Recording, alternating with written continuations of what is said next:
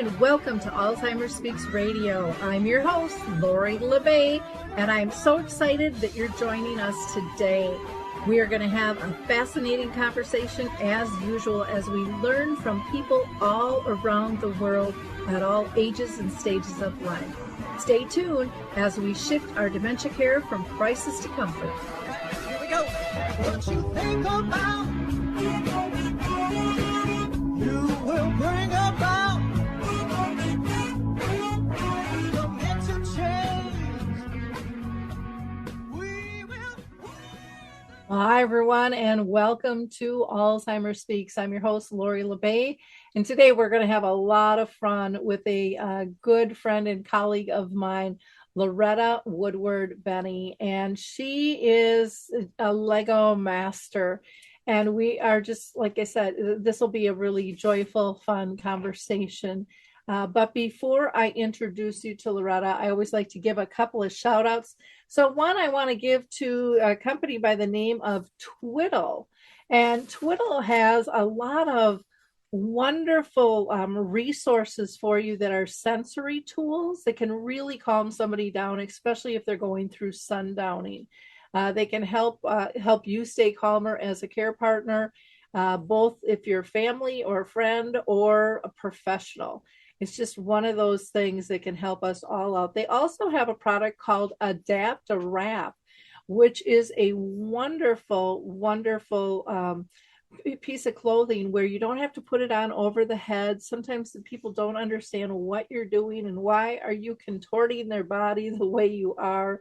As the disease progresses, that can get really complicated, or it can hurt. It can be painful too with joints and not being as mobile as we used to. So you can go to their website, which is the number 4 and then twiddles, that's plural.com. I would also encourage you to check out Lorenzo's house. Every year they do this youth summit, and that is coming up on June 14th and 15th. And you can just go to their website to register and learn more at lorenzoshouse.org. It's a fantastic event for all ages of kids to young adults. So please don't overlook that. I think you'll find it very helpful. I also want to give a plug for our book, Betty the Bald Chicken, Lessons in How to Care. You can find that on alzheimersspeaks.com. We also have one whole section of free educational resources as well. So please don't miss out on that. With no further ado, let's introduce you to Loretta. So, Loretta, I am so thankful that I met you in Woodbury when you came to speak at Artists that one time, and that we've remained friends and colleagues since then.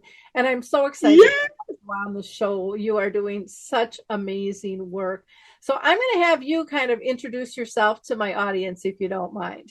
All right. Well, I love being on this show. So thank you for having me. And I tell you, wow, what a journey. It just, still is in the forefront of my mind all the time. So I think even when you finish caregiving, you're still in that lifestyle. And so in 2006, my mom, Doris, was diagnosed with dementia. And we spent the next 16 years navigating it. I love that term. And we chose to navigate it with joy. And so, yeah, there were a lot of lows. Of course, it's dementia. How could there not be lows? But the fact that we chose joy really did set a good stage for us. And my mom really bought into it. I would say as a teenager, she, I would say now I would know she was depressed. And so she really hung on to, and I said, well, we're going to have joy every day. She said, okay. And what's so funny about that is that she recognized whenever we played a game or threw a ball or whatever we did, she would say, that was our joy. And I would say, yeah. And so she really understood it and embraced it. And so, who knew at the time we were really creating a legacy that I continue to, sort of, use every single day, and then just to help others find joy in the same way that we did. So she's gone, she passed on January 31st of 2022. And and it was, and I'm sure you know this too. It's almost like she's still here because there's so many memories every single place I look. And I know she's with me as I go around the country and literally now around the world to share our message of, joy in this whole Lego brick thing. And it's been amazing. So I think she'd be very proud of the work that she left behind and that I continue. It has been so fun to watch you. And, not only are you an inspirational speaker, you're an author of a few books, and now you've stepped into this Lego space that has just elevated things. And I think it just takes people, off, kind of off the charts because they're not expecting, I think, what Yes. they get and what they Yeah. from the experience that you're giving them with Legos. So Yeah. let's talk first about your favorite story of using Lego bricks and what pulled you into thinking this will be good for people. How did all that? Maybe we should start there in the beginning. I know. Well, the beginning of the beginning was, Lego had been in my life since the time I was 5. That was the year my mom got me my first set of bricks. Now, as you know, you have grandkids and all that. So, everybody rushes to the store to get the new set and the building the big Star Wars thing or the astronaut thing or the, whatever thing. And my mother chose sort of the opposite. They make a box called classic bricks. So just a variety of different bricks thrown in this box. And some of them have themes and some of them don't. And back then they only had a few colors of bricks. Now they have, tons of colors that you can choose from. And so she taught us that, we didn't need instructions. She wanted us to use our imagination to build whatever we wanted.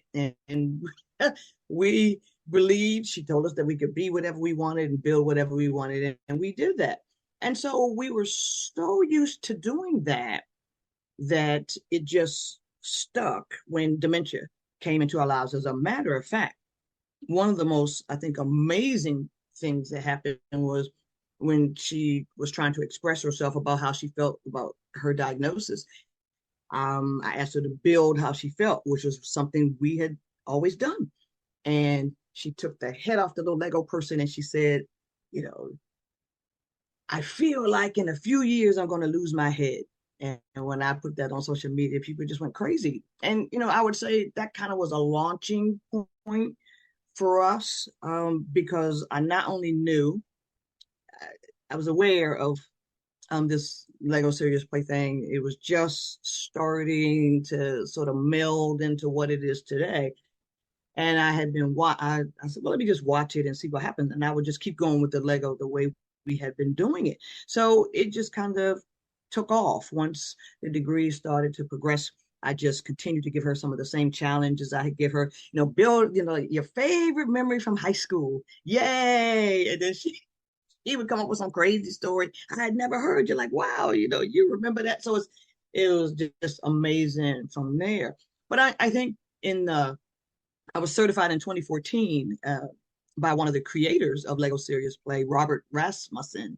And he was a former Lego employee who sort of spun off to do this sort of at their request. He and another gentleman, Per Christensen, and they together created this thing. And because it was working for my mom, I knew it would work for other people. So, you know me, Loretta. So I picked up the phone and started calling people, hey, I got this thing, if you have folks with dementia there, let's see what kind of things they could build. And people are like, okay. I mean, I guess you figure what do we have to lose?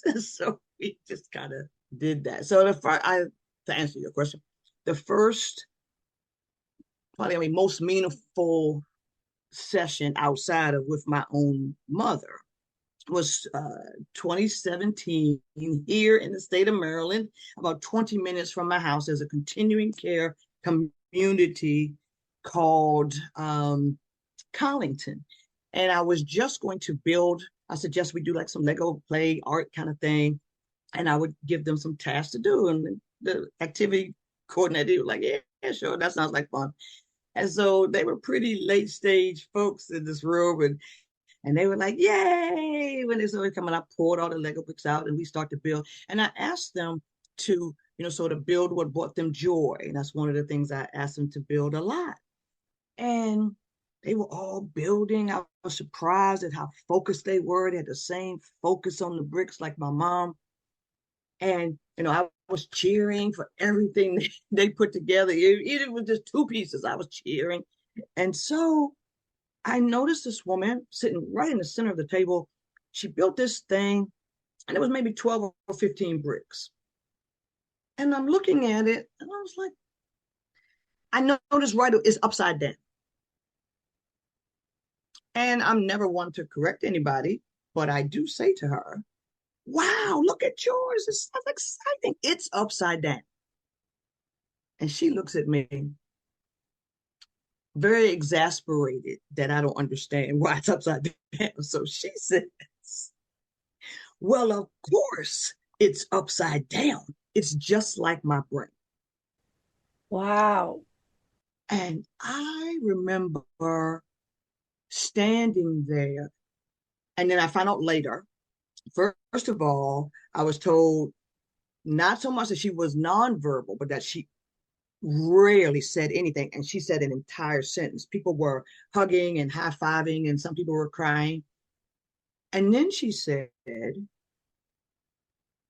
what else would it be? Or something like that. She added another sentence. What was interesting was what I found out later, and that was that for 30 some years, she had taught physics or some science or something, oh my God, at the University of Maryland. And so she clearly understood that something had disconnected in her brain, and that is how she chose to show it. Right then, I knew this was going to be a powerful tool, no matter how far into the disease they were, because people would say, well, of course your mother could do it. Y'all have been doing it your whole life pretty much. And so my mother just had to learn one more thing. Tell your story about what you built. These folks, I didn't know them from Adam, had never seen them, never worked with them, never been there. I had been there before, but I have friends that live there.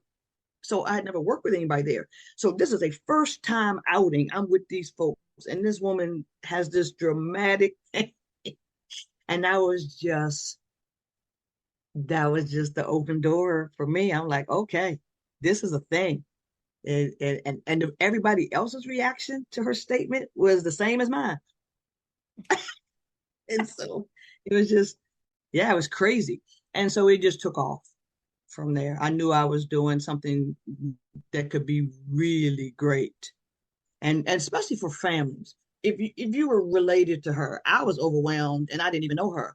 Imagine if her family had been there. And we've had some of those experiences where all families building together, and all of a sudden, somebody starts talking about some story that the rest of the family doesn't even know. And you're like, so there have been a lot of those moments. And I have to say, Lori, I think one of the most challenging things of this part of what I do is not to cry doing the session, kind of thing. I think that's a big thing. But your personality, I mean, you are full of joy. You are so accepting. You make a room that can be tense comfortable in seconds. Yeah. Just because Yeah. of who you are at your core. And Yeah. especially in this day and age, that is really hard to find. That is really, really hard to find. And you can I talk appreciate it. to anyone who's been diagnosed with dementia, they don't feel accepted. They don't feel worthy. They don't Right. feel purposeful because there's so much stigma out there that this is the beginning of the end. Right. And that's how people, And it's they can't really not. learn anything. Yeah. And your story about the woman to me says, I spoke because I was heard.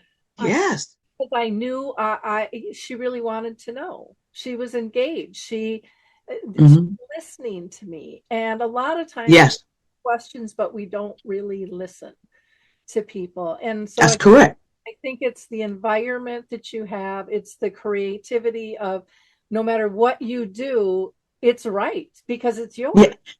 And that's so cool because you just said the entire Lego series play philosophy. And here's the definition. So when one of the creators, one of the academicians who created this thing, he worked with the people who used to work for Lego and all these other academicians, and they sat in the room to create this whole thing that became Lego Serious Play. And so when I went to this conference in Denmark, last October, he was going around. His name is Johan Roos, and he was going around meeting facilitators he did not know. So he sees me. He says, hello. Everybody's wearing a Lego name tag. So, hello, Loretta.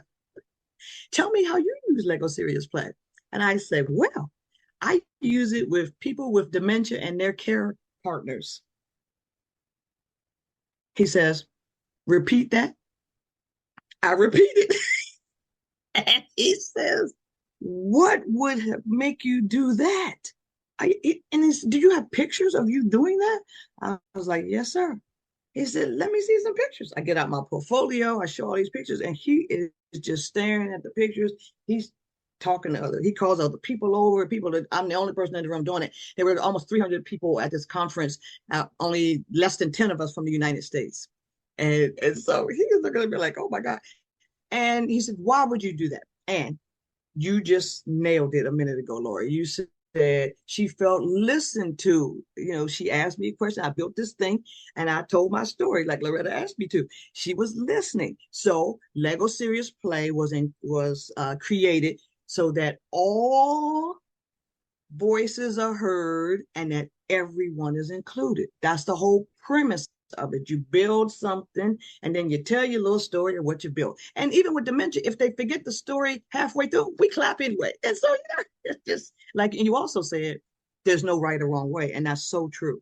So it's all based on metaphor. So whenever you are building whatever it is, there's no way to screw it up because there's no right or wrong answer. It's your story, your build, and you tell it. So I go a lot of places, especially if I'm working with staffs, and people say, Loretta, I've been here 5 years, 10 years, 15 years, and nobody has ever once asked me what I thought. Because a lot of times if I'm working with staffs, I will say, if you, was the power of be or the leader for the day, and you could add or change one thing to make this work environment even better, what would it be? And we go around that room, and sometimes it's the, lowest level person in the room who has the best answer. And as long as we're listening, we can do it. Well, why, when people say, well, why would you think to do that with people with dementia? Well, it doesn't say, it ensures that all voices are heard except people with dementia. It doesn't say that. And so I did it. I just think of, for psychologists, I remember with my granddaughter, we tried to get her into a psychologist when she was 5. She had a real difficult history. And we couldn't get her in younger because the psychologist said, well, we can't work with them. They're too young. And so we found a play therapist. Yes. But I think, oh my gosh, every one of them should have this. I mean, they have all kinds of toys and things, and they have Legos in there. But I just think it's so brilliant. And it goes back to your mom saying we're just using the basics. That's what we're going to do. We're not going to build that plane, train, automobile. We're going to just build whatever. And I built little robots before robots were popular kind of thing. And it was just amazing. And sometimes, it wasn't really anything. It was just some art.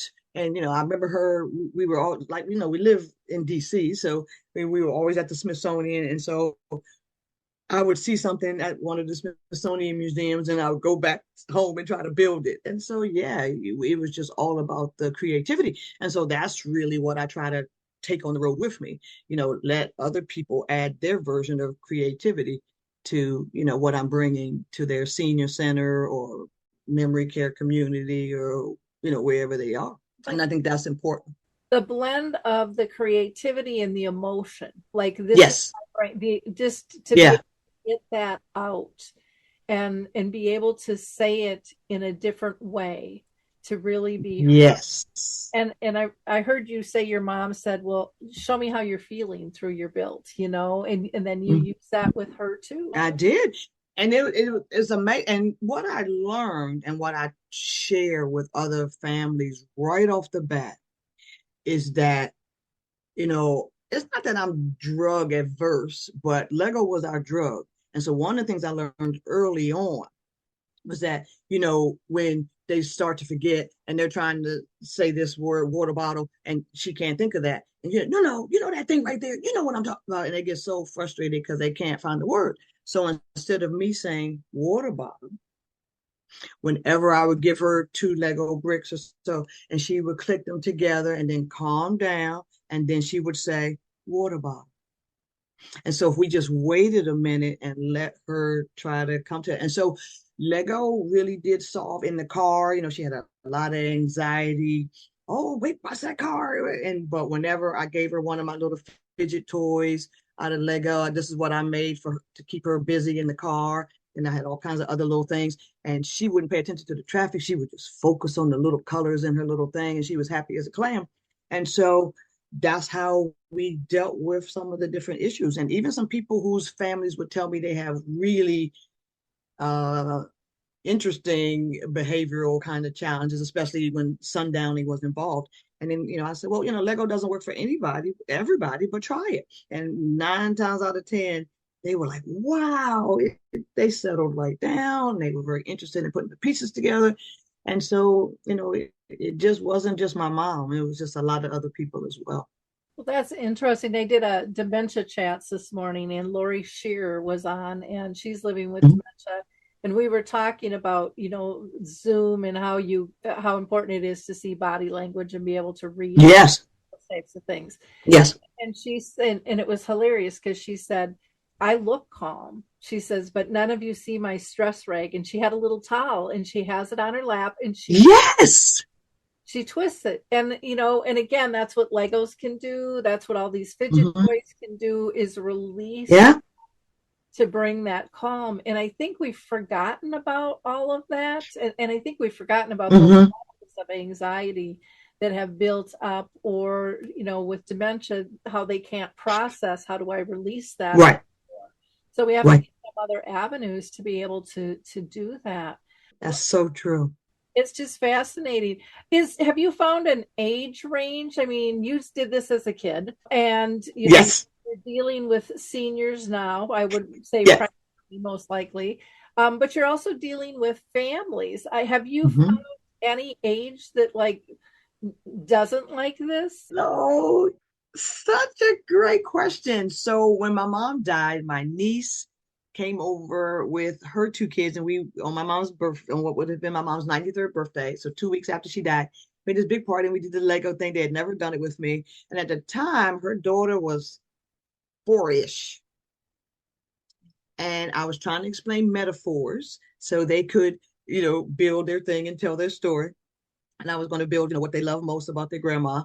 And when I got to I was trying to break down what a metaphor was and what they were going to be building. And my great niece says, got it, Auntie Loretta. Let's move on. And so she built this amazing thing and told her little story. And then when I tried to cut her off as she was telling her little story of whatever she built, she says, I'm not done, Aunt Loretta. And she kept right on going, like, oh Lord.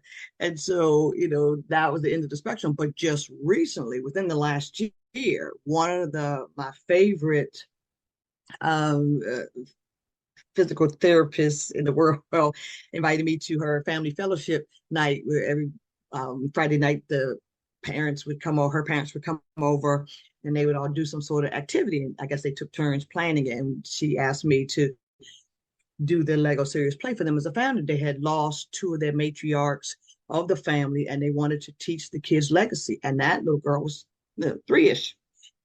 and and then they had a son who was six or so. And those children built stuff you wouldn't believe. It was crazy. And then the parents, built, and then the grandparents. It was amazing. And what was really, really, really funny, just to show you how kids process things. The very next day, it was a Saturday morning, the very next day, the boy gets up, and he's, like I said, six or so at the time. So he calls everybody downstairs. He takes his Lego bag out that I had given them the night before. He says, all right, now today we're going to build what we're going to do for today. And she sends me a text that says, come over here and get him. And he kept trying to play. And then just like a few weeks ago, she put on Facebook her daughter had built something else, and she's telling the story. She said, I want you to see how far she's come. And there's a video of her telling her little Lego story. It was priceless. And so I'm loving watching them grow and organize it, because I taught them, you can set your goals with Lego bricks and be what you want to be. And so he was like, what are we going to plan for today? I was like, oh my gosh. And then I've had the other end of the spectrum. I went to a center straight from Denmark. I went to Seattle. And in one of those Seattle senior centers, I got there early. I got to have lunch with the crew before we started building, some of the nicest seniors ever. And they had no idea why I was there at first. And so we having lunch, we having a good old time. Nobody says how old they are or anything. So now it's Lego time. We get the Lego bricks out and we're building, and people are standing up and telling their story and everybody's clapping. And then when it's over, the guy that brought me there says, "So how old do you think Miss Claudia was?" I'm like, I have no idea. She looked 70 some, maybe. She was like 99, 99. I was like, and she could tell her story with the best of them. I mean, she was absolutely cognitively firing on all cylinders. And so she was, man, there were some people in that room who were not, but they told their stories as well. But I was shocked at both her dexterity and what she was able to put together. I do have Duplo bricks as well, which are the larger ones. My mother had both. My mother never had any arthritis because we had been doing a whole lot. So my mother's dexterity was always good. So she didn't need them. But especially when she went into hospice, it was easier for us to find the big bricks in the bed because they were everywhere. And so, but she didn't have to have them. And so I have both available when I know who the audience is. But that 99-year-old woman, she didn't need a thing. And some of them this month, these last 2 months alone, I have had 90-plus-year-olds who had never touched a Lego brick before our session. And that was one of the most inspiring things. I also want to introduce you all to Q Blocks. They have been absolutely excellent to deal with. They have been in business for 18 years and they serve the globe. I can't say enough good things about this company. I've had a lot of bad experiences. I don't know about you with tech companies. They have made a very complicated process very easy. And their staff is so kind, so polite, so respectful to work with. And when I am frustrated and ready to pull my hair out, they just smile and tell me everything's going to be okay. And they really are just on top of the communication, which alleviates so much stress as an owner when you're dealing with tech issues. You can get a 10% discount. Visit them at Q Blocks at CUEBLOCKS.com, or you can email them at letstalk@qblocks.com. For that 10% discount, just put Lori, Lori, in the inquiry form. And again, I don't think you'll be disappointed. I surely haven't been. I can't rave enough about this company. And that's kind of rare these days. When you were talking about the kids, I was like taking notes of why Yes. I think this was so important for them to learn from you.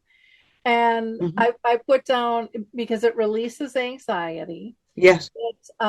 It showcases their creativity, and it opens up communication to allow people to be heard and to be seen. And I think especially with kids, sometimes we are so busy, we aren't paying specific attention to them. And they felt really heard. What I thought was so amazing about the 3-year-old and the 6-year-old and my niece's daughter too, was that they listened to every story too. Because you figure if you got more than 6, 7 people in the room, they're gonna get bored after the third story. They're looking at everybody's thing because you're supposed to be, you're not just, well, my story was about, you're supposed to be illustrating. So you're holding it up like this. Well, I really love what I do for a living. So I try to focus on other people's goals. And I make sure they see the light of day, whatever.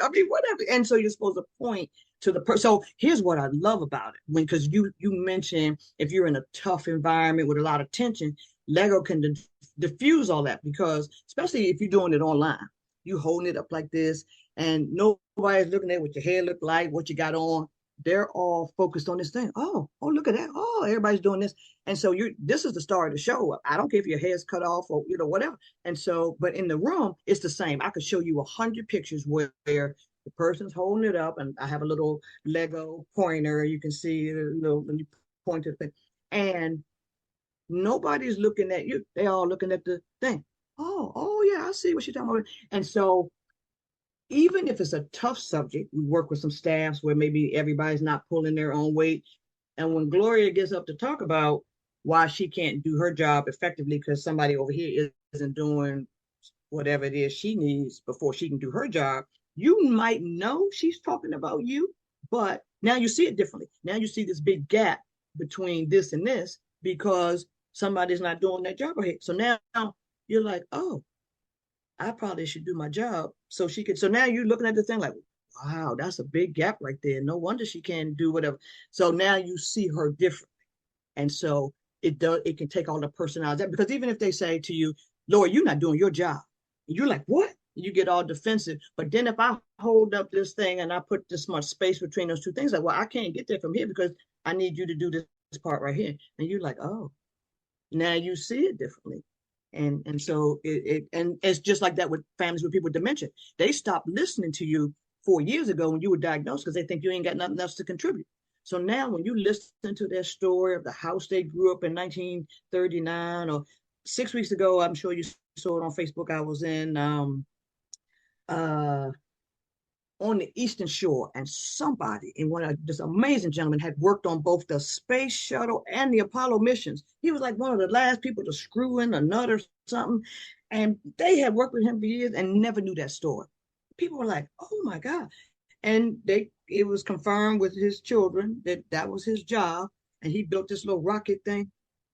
You're like, wow. And so all we have to do is listen to their stories. The other thing you said, like with the gap between the two employees, now Yes. the employee who wasn't pulling their weight views the other person differently. But I think even more importantly, they now have to look introspectively They do.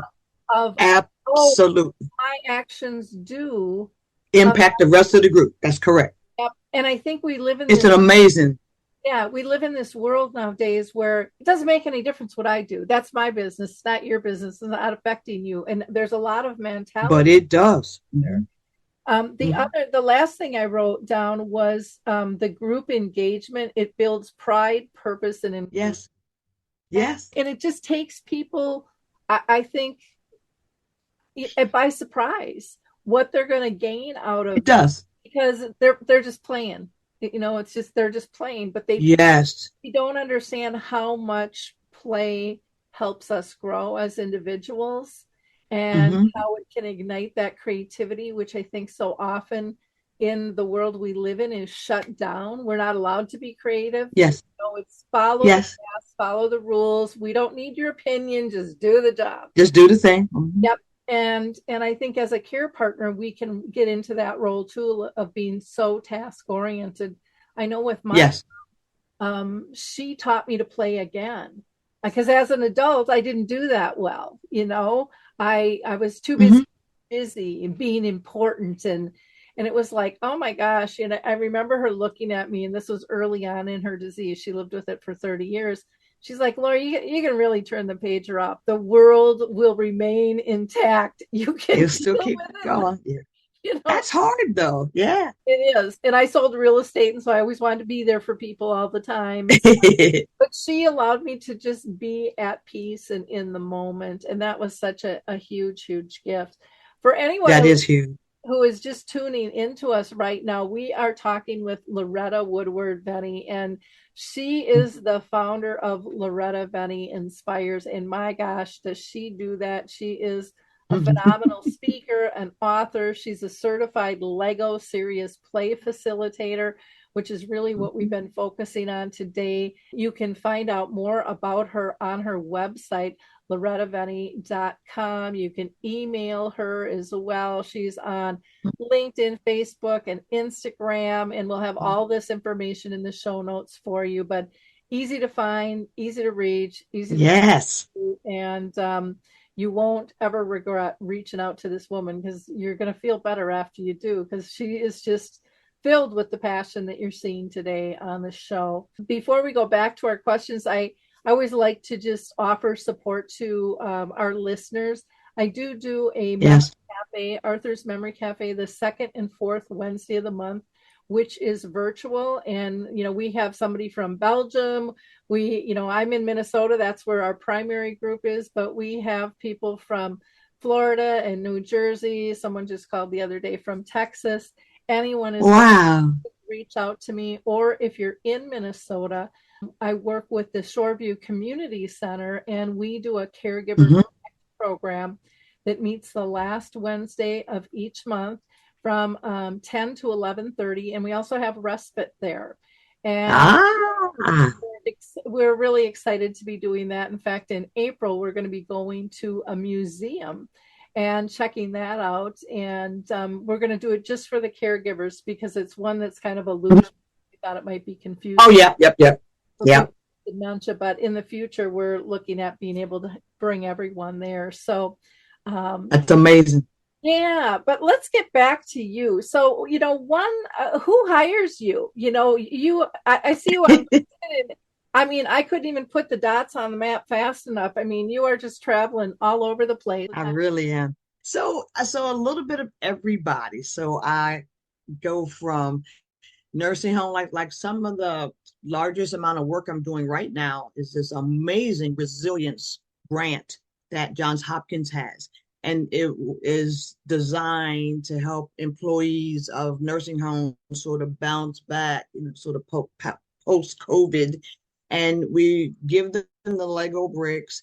And it is so funny. I get 30 minutes. I go from floor to floor to floor to floor, so they don't have to go to some big stuffy conference room.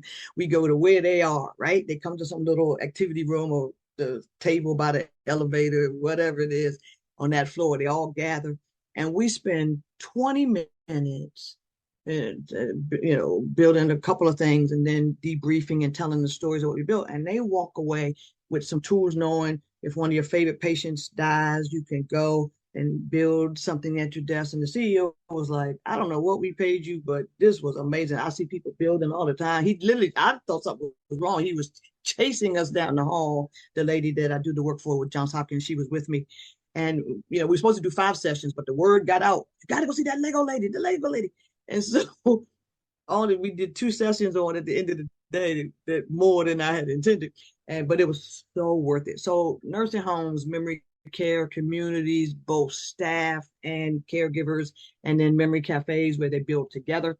And so the theme, there are 4 parts to Lego Serious Play. You give them a task, everybody agrees to build, everybody shares the story of what they built, and then there's a reflection. Well, I love how Lori pointed out in her build how fascinated it was to see the different colors in the Grand Canyon, whereas Betty and Bob told of their wonderful cruise to the Greek Isles. And so, you're asking them about, so you're looking at how everybody found joy in different places. So you, as the facilitator, it's my job to sort of highlight the connections that were made, much like you said, Lori.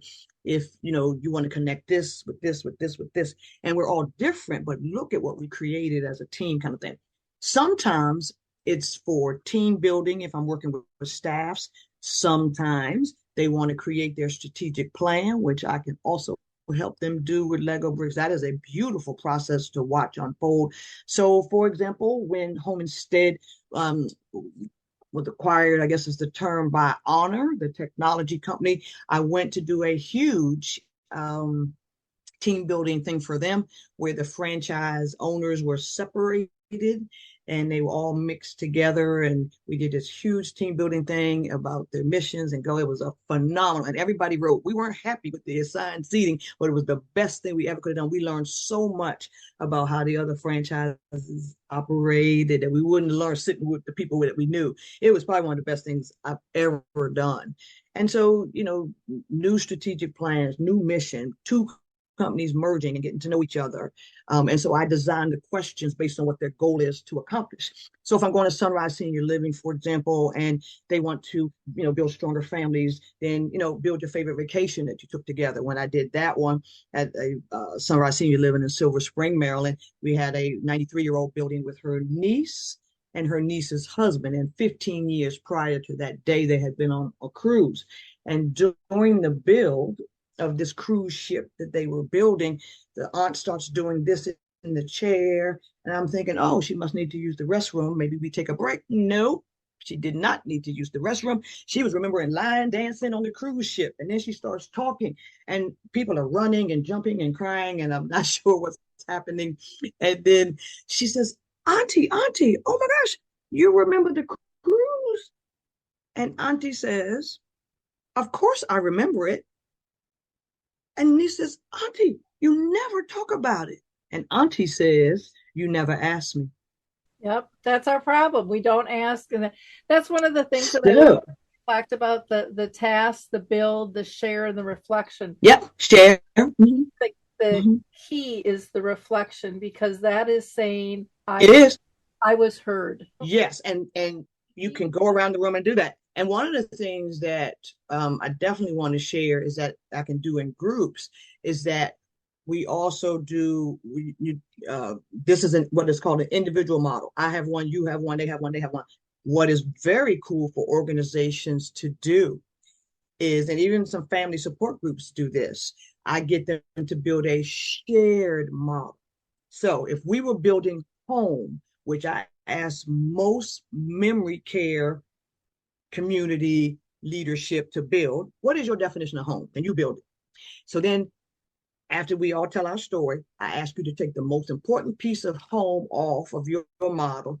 Then we go to a totally separate table. Now we all build a joint definition of home.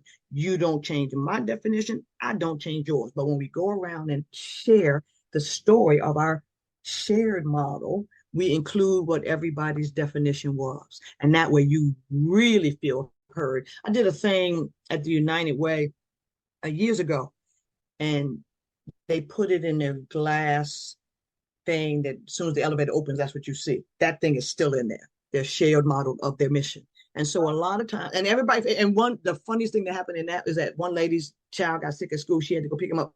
She left her piece with the man sitting next to her. She said, you put my piece on there. And so she called from the car to make sure he had put her piece.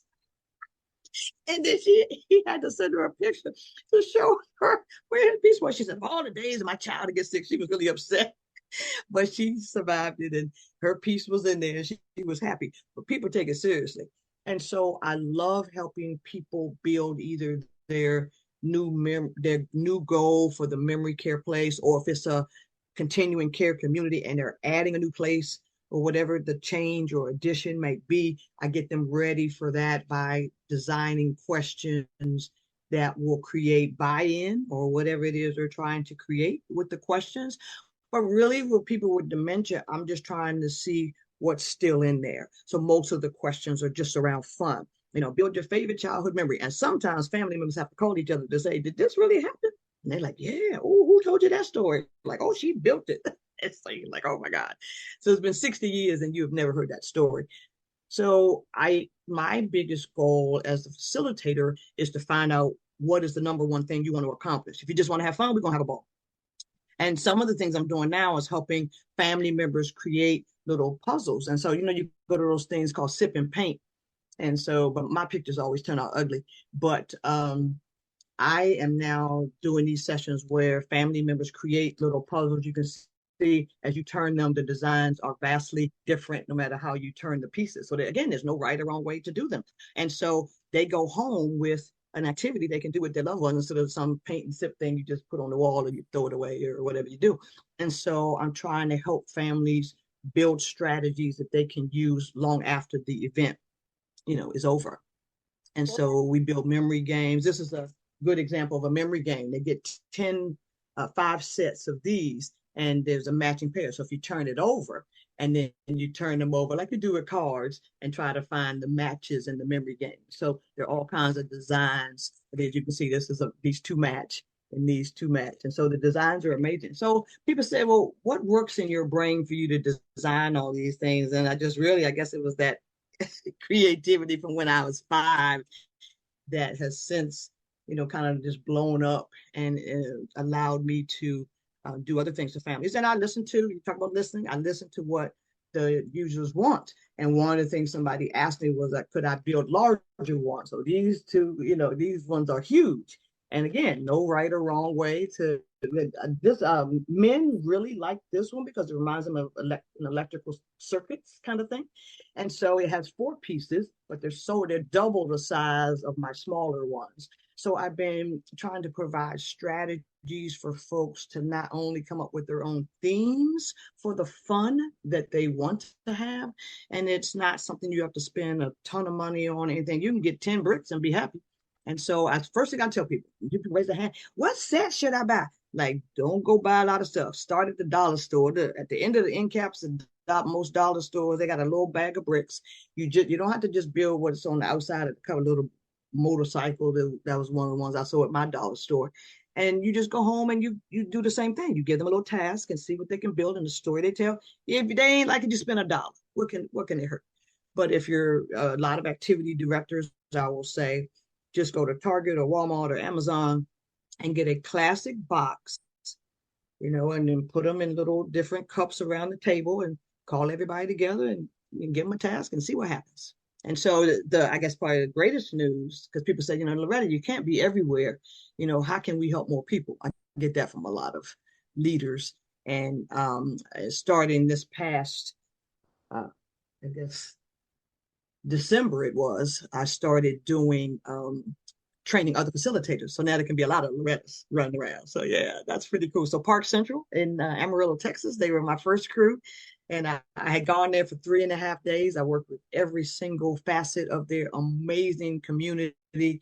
And 4 of them were in that class, and they have all already done their first set of classes with either their residents, or they work with a lot of kids that they feed breakfast to, and some other of their partners in their Amarillo, Texas community. So I'm so proud of them. And then my second class, some of whom were from Hopkins, and then a pastor from a church in Baltimore where we held the class. They've all done their first session too. So I'm really, really, really, really, really excited about that. So now there's people, and I designed that my class, especially for people who work in this field, aging, dementia, activity directors, memory care staffs, all these kinds of folks. And so I spoke something called Navigating Dementia on Friday, and 3 people have reached out to me already about taking the class and, working with the people in their own communities. So that's really such a great, bit of news, because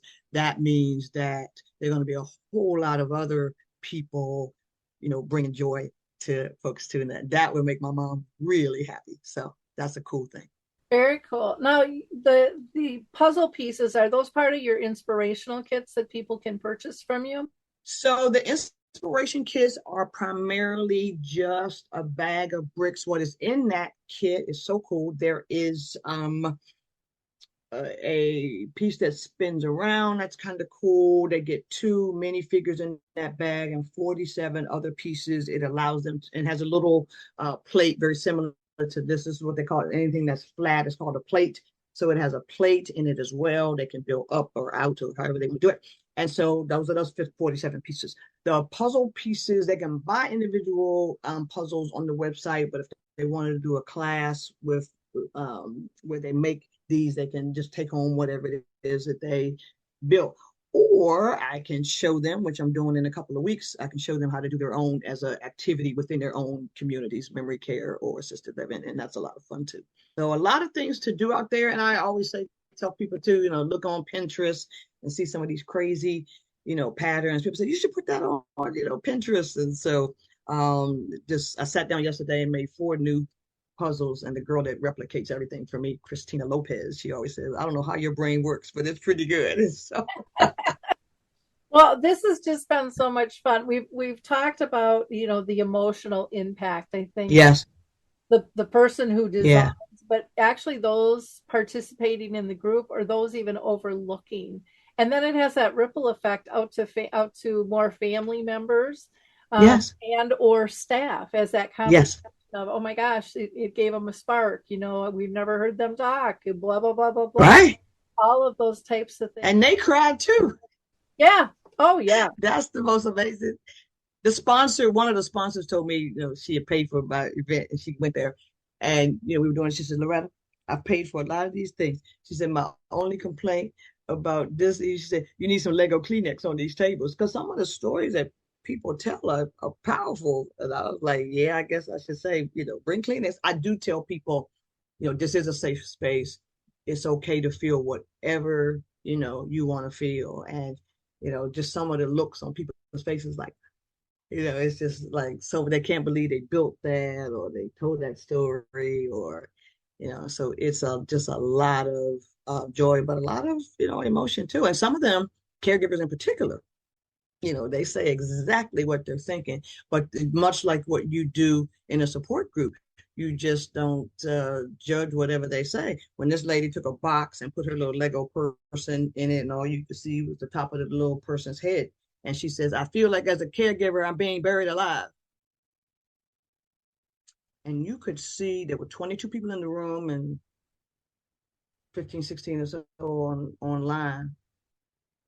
And nobody moved for a minute, and you knew there were a lot of men online because they didn't want to leave their wives at home. And you could see the looks on their faces was like, I feel like that too. And like, wow, she actually got up and said that. And she didn't want to be there in the first place. Somebody strongly suggested that she come. So she came, and she said at the end, I didn't want to be here, but I'm so glad I came, because what she learned, she said she's really mean to her husband. This wasn't the life she wanted. They were supposed to be doing traveling and retirement. Now she's stuck at home doing this stuff. But then she learned around the room. One lady was taking care of both her parents and her disabled brother, who the parents used to take care of. So she got three people. So the other lady was like, wow, I'm going to just shut up because I only got one person, So her whole attitude, like, wow, other people don't got it worse than me. So, you can say whatever you want. And somebody got up and gave, right when I let it sit there for a minute. And right when I was getting ready to say something, the lady sitting next to her got up and gave her this big hug. I didn't need to say a word. I just let it go. I let it sit right there. And then afterwards, though, the thing that you walk away with, I have them build. They were building their biggest challenge, and that's what she built. Then I come back with, build a strategy that you want to try to use to overcome that challenge, and they did that. So I try to always end on the positive. I don't sugarcoat how nasty this disease is. I ask people to build how you're going to cope on the really ugly caregiving days. Build a strategy that, I'm going to go out, I'm going to call Lori and see if Lori will go for a walk with me. Yay. And then they go over, and it's amazing what they come up with. Because I don't want to leave you feeling, woe is me. I want you to leave empowered. So I have them build their superpower or whatever. So I will go and get the negative, but I'm going to try to leave you on a positive sense, like, you got this, and then have you build something that's a lot more positive. But people learn a lot about themselves listening to the stories of other people. Sometimes I don't have to say a word. Well, I think it's because I bring a movie around called A Timeless Love, and it's Yeah. kind of like the Legos. It reminds me of that, where it surprises Yes.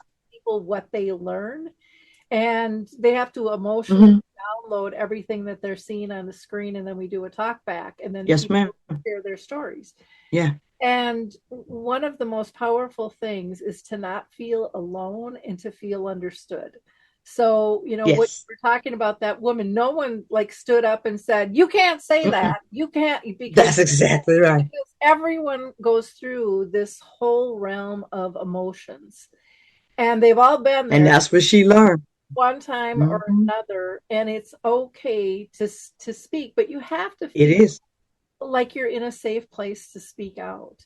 And Mm-hmm. that's what's so beautiful about what you're doing. It's life changing. And so I Yeah. can't thank you enough for spending time with us today, Loretta. As always, this has been a blast. I've learned so much, and I'm even more in awe of you than I was before, which I did think was So possible. we have to do it. I will come to you if you do any of your support groups in person. I will come and we will do it in your support group.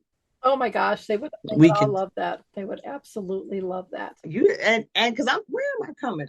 I'm coming to Milwaukee, Minneapolis, somewhere. So I'll be in the little up your way somewhere in the next few months. So yeah, we can make it happen. Yeah, let me know for sure on that. And again, for I our will. audience, I always ask you to be a giver of hope. Like, click, and share, not because I'm chasing the numbers. That is so not me. It's because you have people in your sphere that need to hear Loretta's message.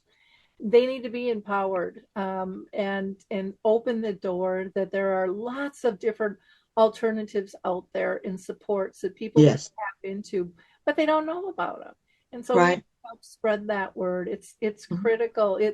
this is survival mode, and when you have a team of people, when you learn tools, when you feel you belong, and when you feel you've been heard, that makes, I don't care who you are in this world, it makes you feel like you're part of a community and you belong. It does. We've It gotten does. so disconnected. So this is powerful. I loved when you talked about, I think it was at John Hopkins when you were going to do so many, and then you ended up adding 2 more programs on, because the word spread, because it's different and it isn't the same old thing. Yeah.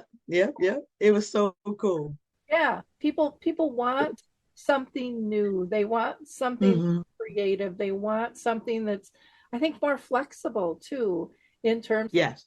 Flexible is a great word. Yeah. So again, you can connect with Loretta at her website, which is lorettaveney.com. You can email her. You can find her on LinkedIn, Facebook, and Instagram. And again, if she comes to your area, make sure you show up, because she'll change your life. So thank you again, Loretta. Appreciate your time. Thank you for having me. Bye now, everyone. This was awesome. It's time to rethink, renew, and reimagine retirement. Hey everybody, Jared Sebesta here, host of Retire Repurposed. Now, this podcast is about the non-financial parts of retirement, which many times can be even more challenging than the financial. We believe retirement is not the end, rather the beginning of what could be the most impactful, purposeful, and fulfilling season of a person's life. So don't retire, become repurposed. To listen now, search Retire Repurposed on your favorite podcast platform, Senior Resource, or Life Audio.